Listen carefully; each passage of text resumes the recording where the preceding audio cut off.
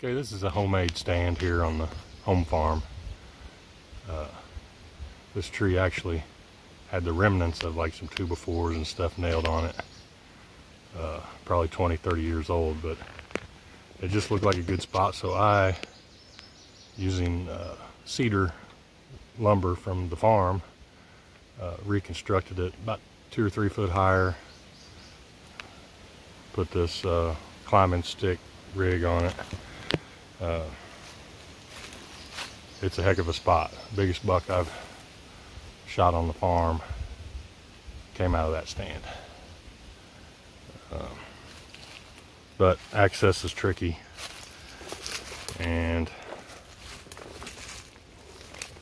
I think it was a fail how I had it before. So anyway, I've redirected the access straight from the ag field out there, coming straight in through here.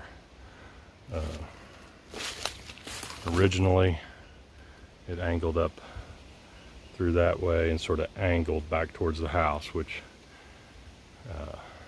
just wasn't, I don't think I ever spooked deer walking in that way, but I think deer, I think bucks. I've got a mock scrape over here on an unmowed trail, but I think they get in behind me here, and they either see me up in the stand because I've got my back to them, or they're smelling my tracks for my walk in. So I've spooked a couple deer here, and I just wasn't really sure what happened. I think that's the deal. So changing my access more direct, straight in,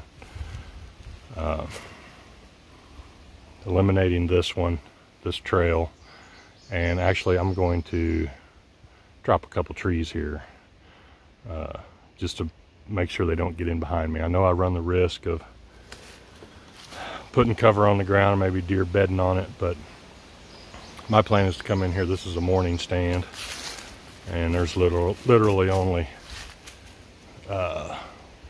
really 2 or 3, but you might be able to squeeze out a 4th hunt in this stand, but it's very invasive. It's basically smack dab in the middle of the farm,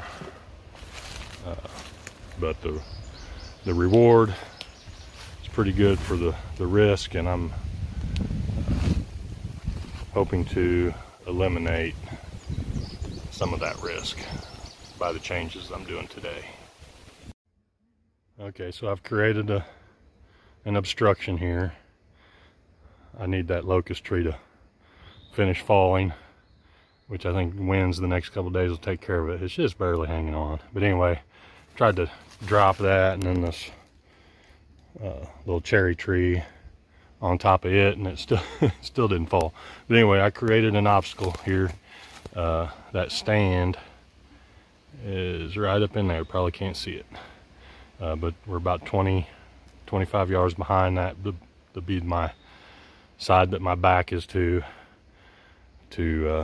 get these deer to either swing around on the trail where the mock scrape is, or swing around this, which they would eventually cut the track of my access. But I think if they have to go around this, I will see them before they see me. So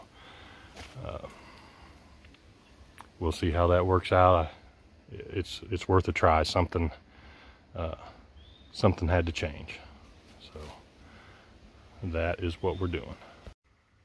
Okay, there's the stand. This is from the other side. This is where I want to shoot deer. Is basically where I'm standing, is where I shot a 140's 10-point. Was standing right here where I am, but